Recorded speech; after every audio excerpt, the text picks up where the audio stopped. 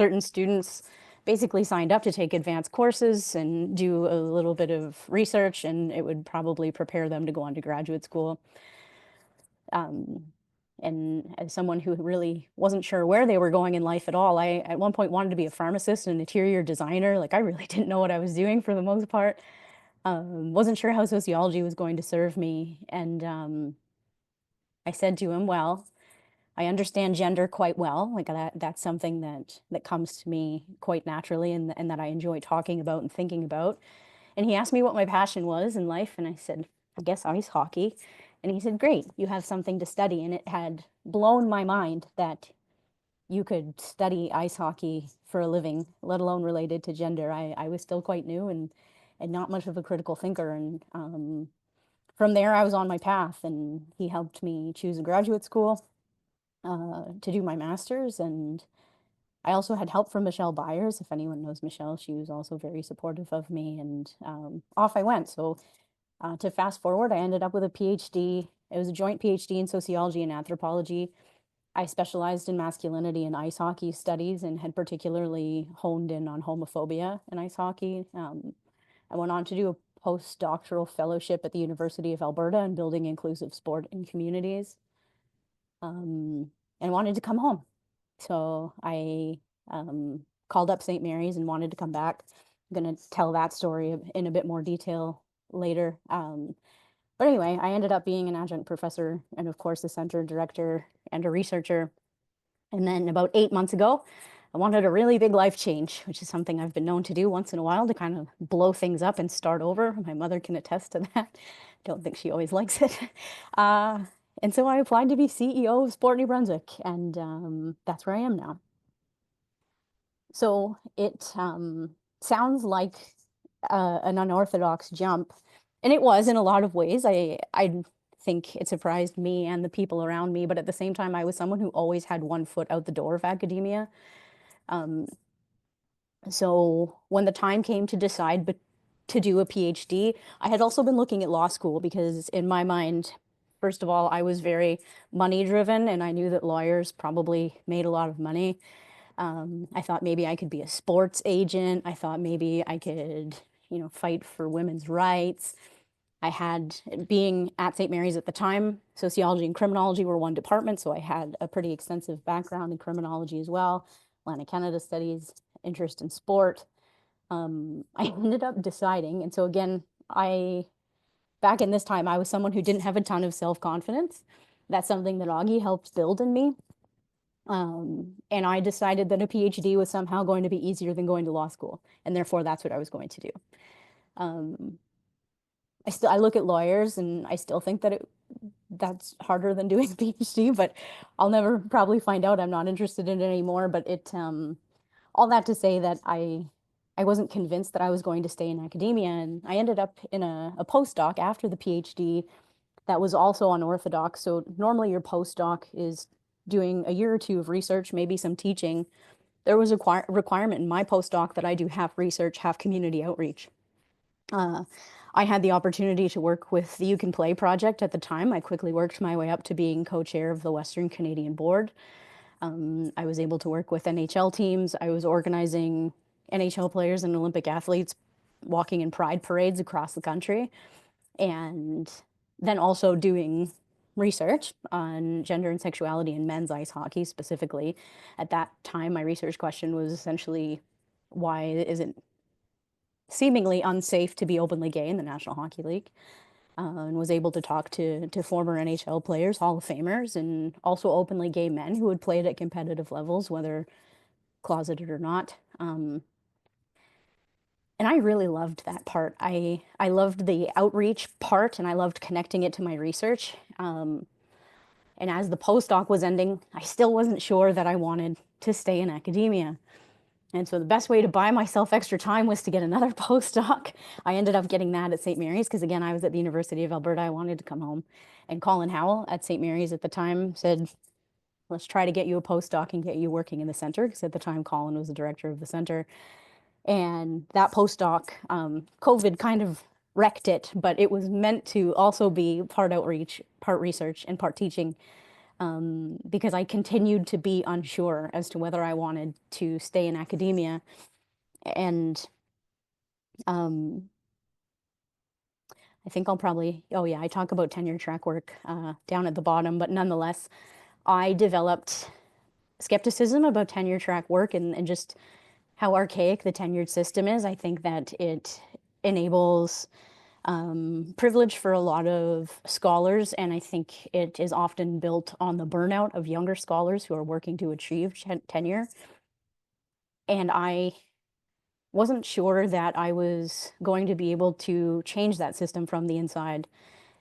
Everyone around me told me that I would, and maybe they were right. And I did applied for a few jobs when I was younger, but in my older years, like in the last 10 years, I had applied for one job. And the only reason I applied is because they told me that my service work could be working with student athletes, and it could be, I would be able to do 1/3 teaching, 1/3 research, and 1/3 outreach type work with student athletes as my service to the university. Didn't end up getting the job. A much more senior scholar than I, with a lot more success, swooped in and took it. And so I took that as my sign that, yeah. And I also, as feedback, I had received feedback because I said openly in my interview that I was skeptical of tenure track work. And someone in the HR department that was sitting on the hiring committee flagged that, and fair enough. So that was also part of the reason that I didn't get the job. And then my volunteer work. So I spent like probably a disproportionate amount of time volunteering at like charity sport events. So Izzy Germain, who's here tonight, that you're going to hear, I helped her with a golf tournament put on by a PWHL player. I have worked on youth sports, national sporting events in men's basketball and hockey.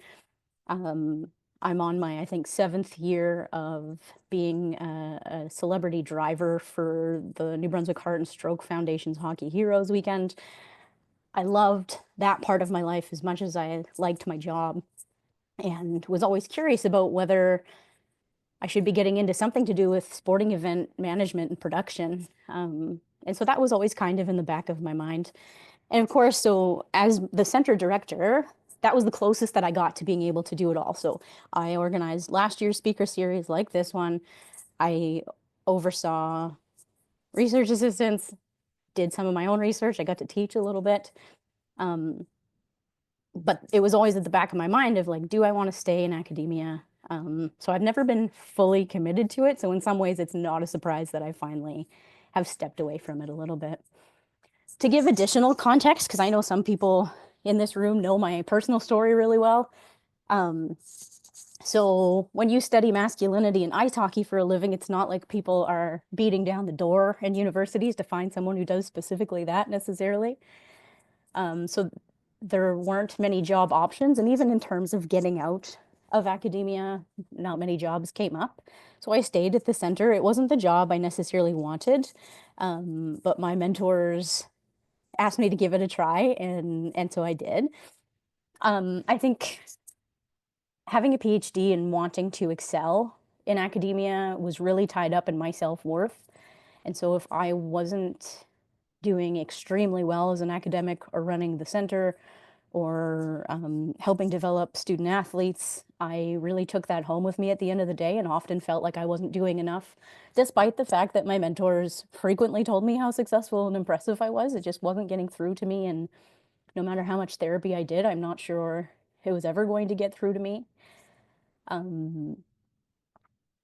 I'll talk about stability first before I get to timing. So the other thing was, because I didn't want to pursue tenure track work, or in the one case, I wasn't able to get it when I tried, I was frequently on a contract, and I was getting to a point where I wanted something more stable, more long-term. At the time, I didn't have a pension, and there was a miscommunication about my pension that I remember feeling very bitter about. And I would have been eligible for it by the time I decided to leave, but things had already progressed along anyway. And so timing. I was at a point in my life where I was unattached. I am a single, childless woman. I had a house and a car. The car was paid off. I had a dog, but he had been put down the year prior. And So to me, if I was going to make a big life change, this was kind of the time because I wasn't getting any younger. And I wanted to be closer to my family, who was in New Brunswick as well. And I had folks within Sport New Brunswick who were encouraging me to apply for the CEO position. And again, because of my issues with self-worth and self-confidence, I was almost definitely convinced that I wasn't going to get the job anyway. But at the same time, I'm someone who believes that you can only do so much complaining about your current situation if you're not working to try to change it. And so there were some things at St. Mary's that if I wasn't going to actively try to change on my own, then I should stop complaining. And so I just decided to apply for the job and see what happens. So I have no MBA. I have no business degree. And in some ways, I think I have absolutely no right to be a CEO. I came up against a hiring committee who was really looking to do something different. And that is what saved me. And I think also what saved me was being able to communicate my transferable skill set. So a lot of the things that I had learned through my volunteer work, through working at the center, through teaching and research, I just didn't necessarily have the language to tell folks how I could kind of do the same things within Sport New Brunswick. So I had a background in supervision through teaching students, by supervising graduate students, research assistants, and then of course having staff at the center. And leadership skills, I'd say I was still building those. I picked up a Brene Brown book on leadership pretty quickly when I decided to apply for this other job, because I think in some ways as academics, it is just sort of assumed that we're going to figure out how to teach and be good leaders. And I would argue that's not always the case. Augie, when I was an undergraduate student, had a particular interest in pedagogy, and he sparked that in me too, to not just assume that I can show up and be a good teacher. So that's something that has always stayed with me. I was able to argue that I can make data-driven decisions. So I knew exactly how to seek out research and apply it to real-world situations within Sport New Brunswick that not everyone necessarily knew how to do. We know that there's an issue with making research accessible in a language that folks understand who aren't academics, using that like highfalutin academic jargon, and being able to actually use it and apply it. I had done work in advocacy. So for instance, I had started my own not-for-profit for young queer folks in hockey. And as Augie said, I've been on the news a lot and in the media. I've been on like the Fifth Estate, CBC's Fifth Estate, advocating for equality in sport in various ways. And same thing with communications. I spent several years running, I don't know how many social media accounts for various initiatives I've been part of, and having to do communications in terms of marketing and sponsorship a little bit. The center, I was lucky to eventually hire Julie Nogler to do that for me. Again, having that postdoc and building inclusive sporting communities, and also having been welcomed into the Indigenous sport community in Nova Scotia, I found some friends and was able to become a support to those folks. And so I understood that aspect of sport. I had a public presence, and I was bilingual, which in New Brunswick is important to know French and English. And for example, at the PhD level, in my case, I needed a second language. I had to test in a second language, and at my university, you had to do French. You didn't have a choice. So I had already had that through academia and was able to, conduct research in French and English as well, which gave me access to more participants, for example.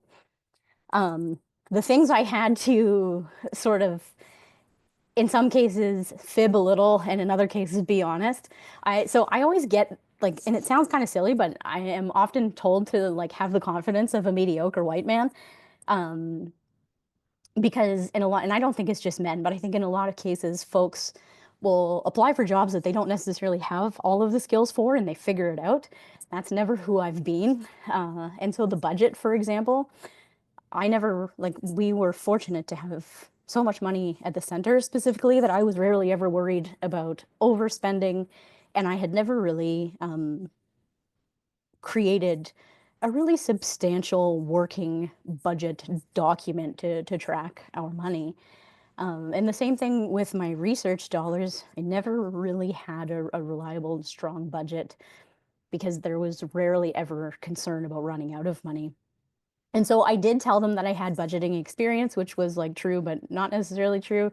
And the one thing I had to be honest about was I didn't have PSO experience. I mean, like I had done a ton of research through Hockey New Brunswick, like for instance, but that didn't mean that I understood how the sports system worked.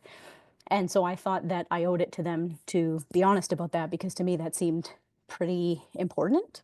Um, and as it turned out, they didn't care. They wanted all of the skill set that you see on the left, and said, we can teach you the rest. And so that's what we've been doing. It's been a learning curve for sure. Within my first month, I was helping to oversee a merger between Sport New Brunswick and Coach New Brunswick, which I knew it was coming, but I just never thought that there'd be a sentence in which I'd say that I'm a CEO overseeing a merger. I am someone who like frequently, like publicly states that they detest capitalism, for instance. It's not lost on me that a CEO has been murdered recently, but I work in not-for-profit, so I try to tell myself that it's different. Um, so yeah, it was important for me to be able to communicate all the tools that I had in ways that would make them relevant outside of academia, but also making note of the things that I was coming with that other people might not have otherwise had they not been in academia. In terms of making the switch, so again, learning curve about the support system, figuring out how to deal with the government all of a sudden, because not that I had necessarily been anti-government, but where you see being diploma, I think that was probably supposed to be being diplomatic.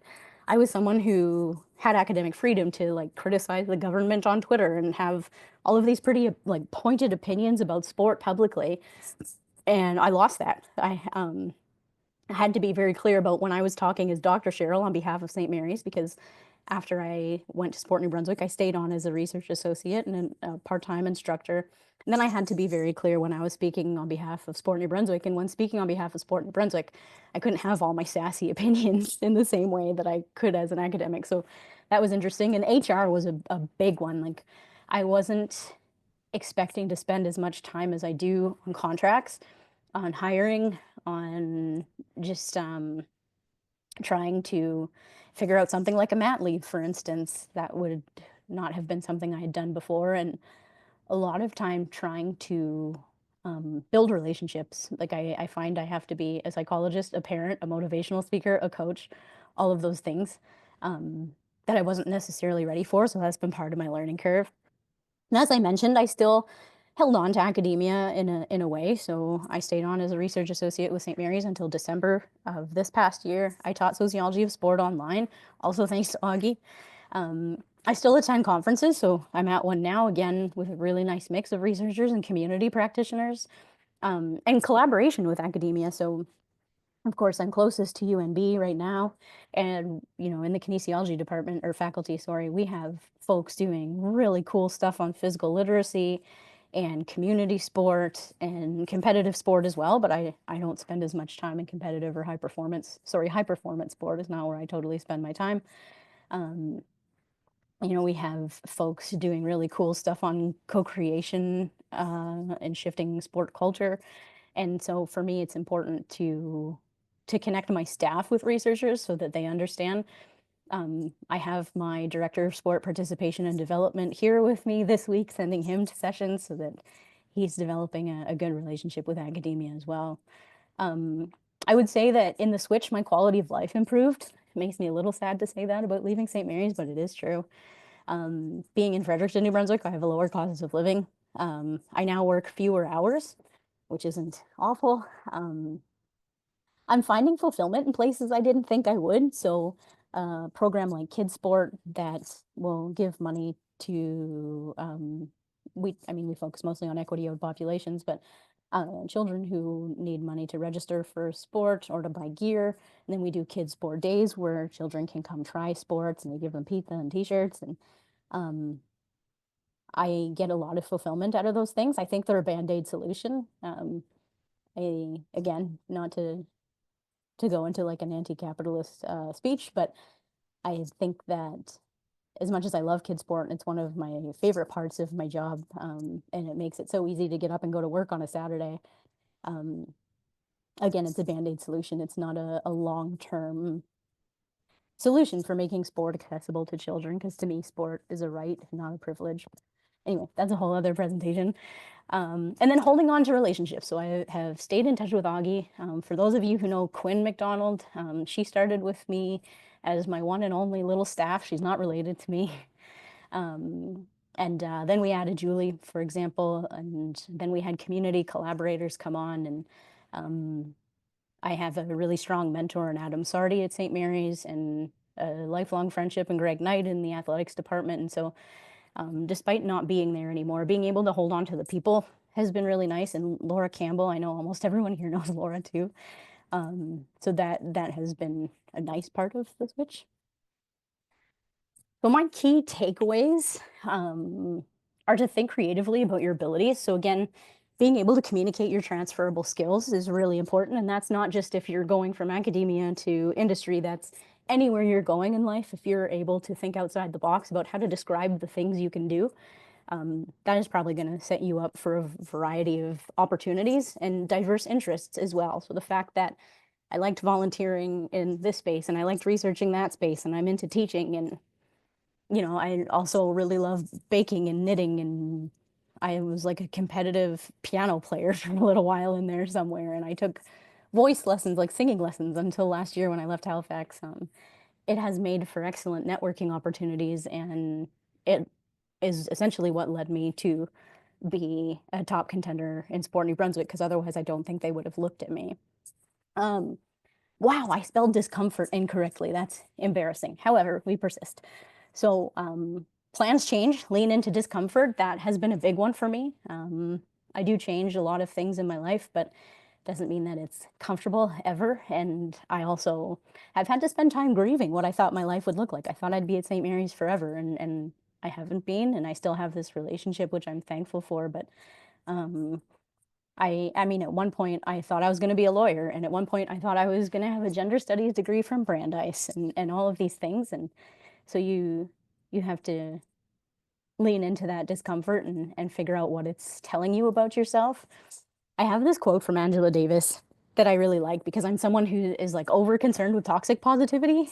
And I'm someone who has been over negative. In psychology, they're called cognitive distortions. And like I had like all of the ones on the list. And so I like that quote by Angela Davis because it allows you your intellectual pessimism. It tells you to question things and to acknowledge when things suck, but also talks about the importance of waking up every day with hope and persisting. And I think that is so applicable to life in academia right now. I think it's applicable to life in sport.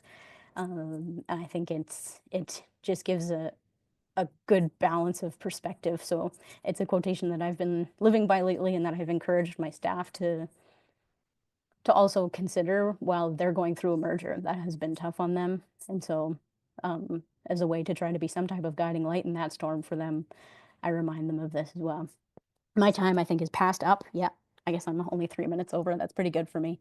If anyone wants to talk about anything at all to do with my professional career, my academic career, anything at all, I'm a pretty open book. I think most people in the room know that.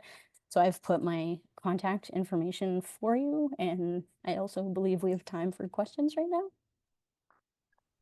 We do, and so there's a little Q&A box, and I would encourage anybody who have questions for Cheryl to put them in, and Cheryl will respond.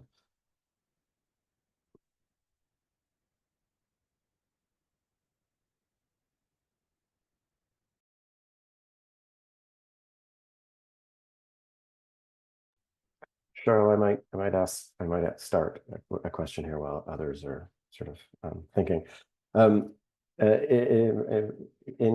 this transition, I'm curious about what it is that you will miss from a purely academic space, and what is it that you will absolutely not miss from a purely academic space? I find myself missing intellectual conversations at times, those like really deep ones where I can just walk into a room and just like start talking about hegemonic masculinity and not have to spend the first like 10 minutes explaining who Antonio Gramsci is, and then like all of those types of things. I just by nature of how many hours I have in a day, I miss being able to like dive right into those conversations. Um, and I don't know if I am some type of unicorn who's in a special space, but academia, there are certain folks within that world who seem to like to cut others down to feel better about themselves. My first experience with that was actually at a conference. I don't know, Augie, if you recall. It was my first ever conference. I had come home from Montreal and I gave a presentation and someone asked me to answer a question. I answered it. They told me the answer wasn't good enough and you defended me. And I'm awful glad you did because after that I went into the hallway and cried my eyes out.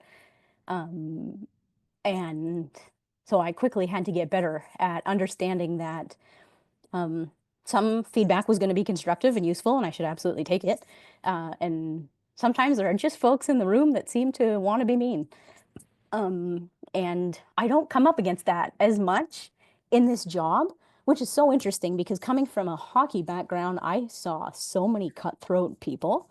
And so I fully expected to be in that space again and have to feel that discomfort of people purposely seeming to try to tear me down. But for reasons I can't explain, I'm going to knock on wood, I don't come up against that as often in this job. Don't know. Thank you, Cheryl. Viciousness of academic work is always an unpleasant surprise. Remarkably misplaced sometimes. We've got a question here from Isabel. So if you want to, Oh, can you see the questions? yes. Okay. What has been the most challenging and most rewarding aspect of being CEO in your first year? Well, I mean, Izzy, the most challenging part is that you're not my boss anymore. I'm kidding. The most challenging aspect has been relationship building, I would say, in the midst of a merger. Um, I'm like pretty good at building relationships for the most part. I mean, there are people in this room who can tell you I can be pretty sassy and burn bridges, and that's true. But at the same time, it's like with students, it's especially important to me. And when you know you need lots of folks to work together in the sandbox to make something happen, I do my best to hold my own feet to the fire. Um, and in the context of two bodies of personnel from different organizations coming together, having to live under the same roof, having new bosses, having to figure out how to collaborate, that was hard. I had to spend way more time than I thought just doing team building activities. There are two people so far who just didn't see themselves in the future of the organization. I had difficulty not taking that personally because I felt like I had failed them and somehow pushed them out. I mean, maybe they see it that way, but I think everyone that I talk to who's been a mentor to me or who's been through it has told me you're going to lose somebody and you can't please everyone.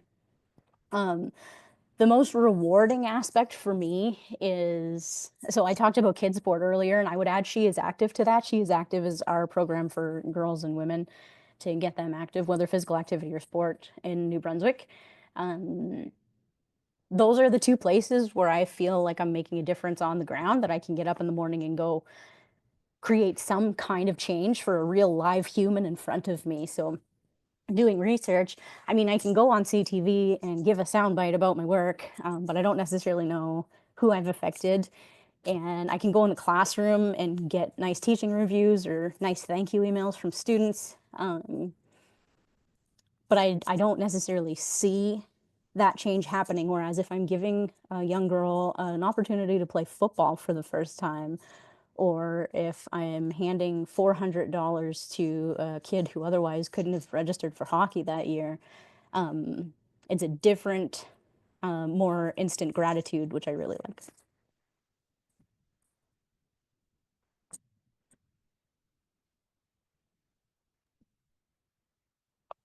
Oh, we've got another one there. Since I don't have Oh, to step sorry. in. Marla, hi. As someone who had a few of my own career changes, I'm struck by how each new job builds on existing skills and knowledge. It feels like an ongoing evolution. Finding out what else you can do is always somewhat empowering. You've hit on that idea a lot in your chat, and it's resonating for sure. Can you chat a bit more about that kind of evolution and why it's worth getting out of one's comfort zone? Also, you're definitely missed around here. Marla, I miss you too. Thank you very much. Marla's in the Faculty of Arts. Yeah, I think I was someone who first of all, started off with an understanding that adults stayed in the same career for like ever. Um, my father specifically went to work for a company that his father had owned. He ran that all his life. He died not even a year after he retired, if I'm not mistaken. It was pretty soon after. Um, and so I had always seen these stories of like lifelong careers, and you get your pin or your watch for 25 years of service. And um, I mean, even in a world where I saw myself at St. Mary's until I like had to be pried out of there, it never would have necessarily been doing the exact same job even. Um, and to your point, I think that ongoing evolution is important. I think for personal growth, I see romantic relationships the same way.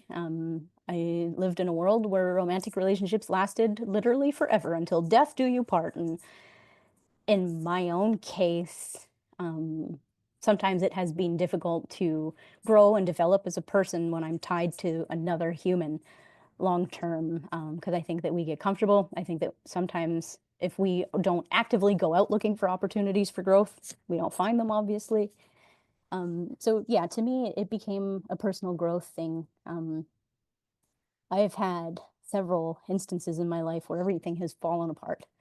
Uh, and it does, like, I wish things wouldn't have had to fall apart in order to come back together again. I do wish I would have been someone who would have went out just seeking that growth and self-improvement, but that's not how it worked for me. And I think that kind of evolution, no matter how you come by it, but often it is through things like job changes or moving cities or breakups or having children or what have you.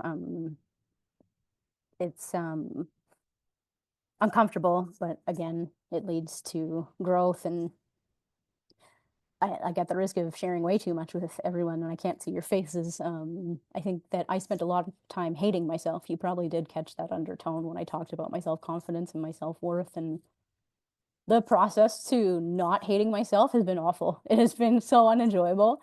But at the same time, my baseline mental health is so much better than it was, that in a lot of ways, if it took a lot of discomfort, a lot of pain, a lot of change, then it was worth it.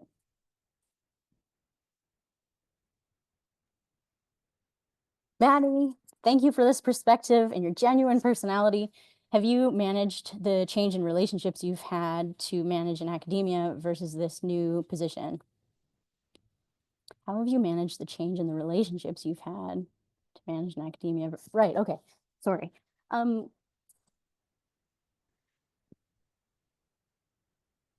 I think that in academia, especially when you think about your instructors and professors and the folks in charge of the university, you know how we use the comparison in sport to like when you move up a level, say you're, playing, gosh, I don't know, I've lost my hockey levels, but say you've gone from, is it Adam? Anyway, to like major U18 or something, and you were the top athlete at your level, you were tall, you were strong, and then you get up that one level and you don't have as much playing time. You're not as good as everyone else. Some of the people start looking like grown-ass adults and you're still kind of a kid, and that's uncomfortable. I think in academia, I had an Olympian tell me one day that I like have been to the Olympics of academia. And when everyone in the room is the best at what they do, you're going to have a lot of difficult personalities and a lot of people who think they're the smartest one in the room. And chances are that they're confident enough that they're going to butt heads a lot of the time. Um, and I think that's true. And I think I've been part of that. I think I'm the smartest one in the room sometimes too, right?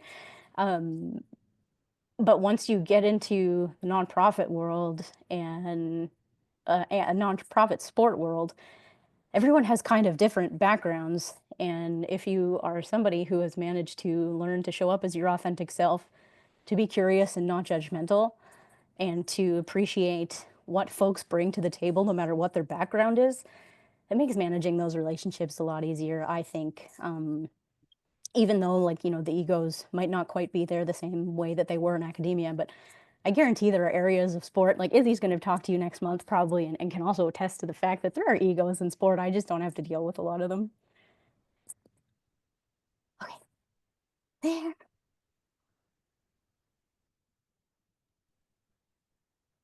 And There. if I have one more here, actually from Jacob Glover, who's the managing director. He can't seem to get his words into the chat. He asks, can you talk a little bit about what makes it harder to translate academic research into practice and what makes it Mm, easier? So a kind of that's a academic good practice question. piece. I end up at a lot of conferences where people say, we need to get better at knowledge translation, and then no one actually talks about how to do it. um, I would say for me personally, having to speak to the media, well, not that I had to, I chose to. I wanted to be a public academic. So I'm someone who purposely tried to figure out how to talk in the news. I'm someone who purposely tried to figure out how to write blog posts. And um, I'm going to throw my mom under the bus a little bit because I'm going to say that my mom and I have different levels of academic achievement. And it's, I just tried to figure out how to explain stuff to my mom and or like how to explain things to an 11th grader.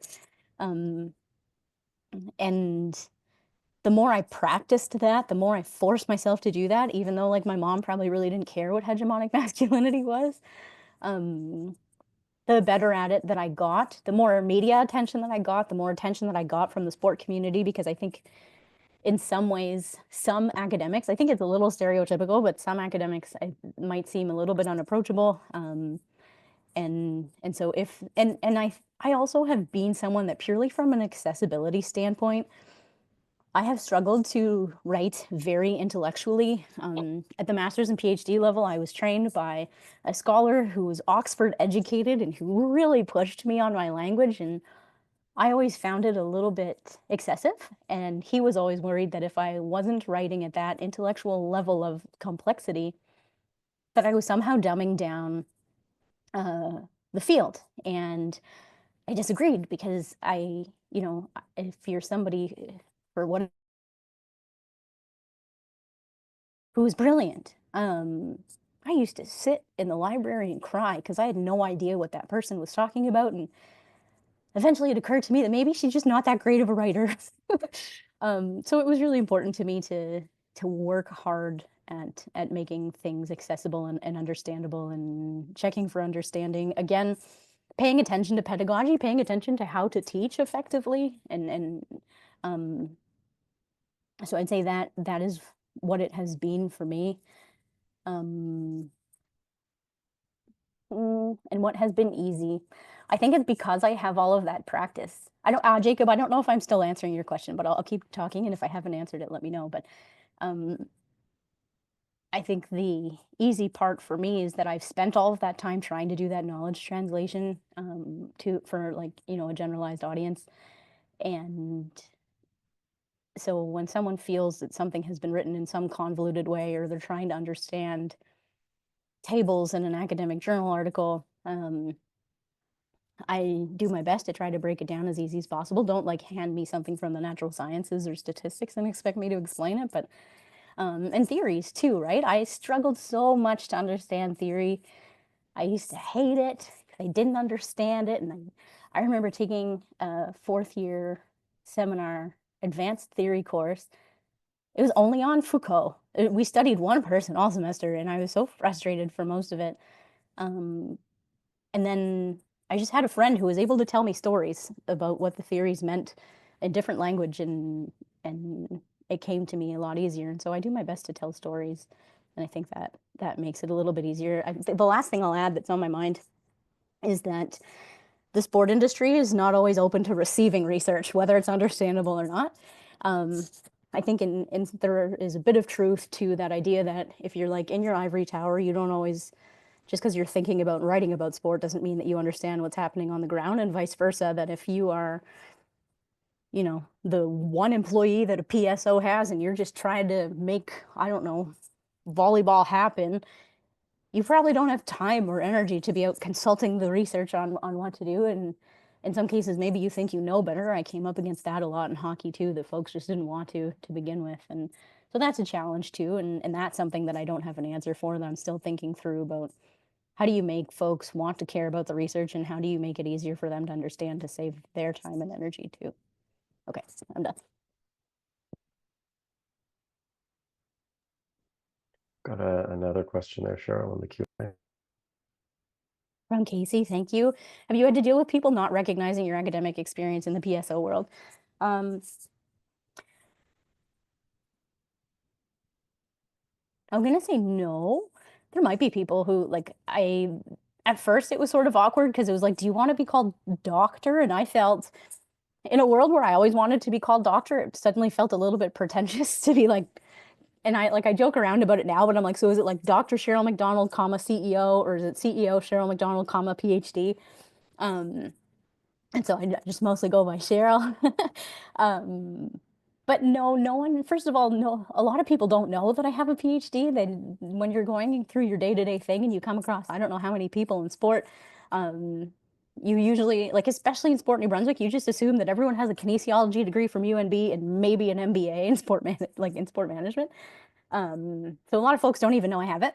And at the same time, because I had been specifically hired for my understanding of EDI and my background in research, I do find that it's been a pretty welcoming environment for the most part. You have to like find the time and place to talk about research to folks. Like I said, some folks don't necessarily have the capacity or the desire, and I'm learning to go where I'm celebrated and not tolerated. It's a sentence that I use often. So it hasn't been too bad.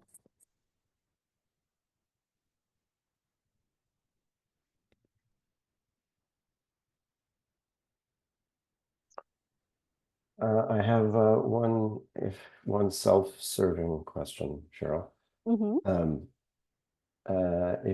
if you can give the current director of the center some advice coming from the previous one around this idea of transition, what might that be? So do we mean the managing director who has gone in the opposite direction? Yes. Uh-huh. Yeah. Um, I mean, so I'm familiar with Jacob's research and his work from Dow, certainly. And I think, gosh, I mean, I don't want to impose any type of viewpoint on him, but um, I think this center is probably one of the best places to transition because it's not purely academic. There is an academic director now. So for folks who weren't aware, my job got split into two pieces. And so Augie's the academic director, Jacob is the managing director. And so in a world where I was trying to oversee research and help out with the development of academic programming and do all of the finances and the events and like trying to just be everything to everyone, um, that has been split up. And so I think this center is a nice place to hang out where it's not everything has an academic root. Everything can be traced back to education somehow. But that's not always obvious and it's not always very hardcore. So it, in my opinion, and again, you might have the complete opposite experience and I will respect that. But it's a nice entry point into being shielded a little bit from some of the academic piece and easing your way into it. Um, and I think it's interesting. Um, my director of sport participation and development job that I recently hired, I had a lawyer apply for it and I had to do, and I was unsuccessful in the end, but I had to do a lot of work explaining to the hiring committee that from a safe sport perspective, just because that person didn't really know the sports system that well, they had a particular interest in safe sport. They had been a high performance coach in a sport in New Brunswick, and that we should think outside the box because of that transferable skill set. And I would say that you have it too. Um, and I mean, it's going to be possibly a learning curve no matter what. Um, so I encourage you to lean into this discomfort. I think that there's a reason that we have gone in our different directions, and to just trust that process a little bit, which can be scary, but I'm trying to learn it. Thank you, Cheryl, for the talk tonight. I really appreciate the honesty and the candid quality of it. It's very helpful. I made an oblique reference to Jacob there, and right now I'm just going to make another reference to him, and remind folks that next month we'll be hearing from Isabel Germain. the next speaker coming up, and Jacob is going to be taking over the running of that particular talk. So for those of you who are going to show up, you'll see Jacob's face and not mine next month around. Please, everybody, a quick thank you to Cheryl. I really appreciate the time you took. Thank you for having me. And Jacob, if you need anything, please reach out. I've given Augie the same access, so don't hesitate. Thank you, Cheryl. All right. Cheers.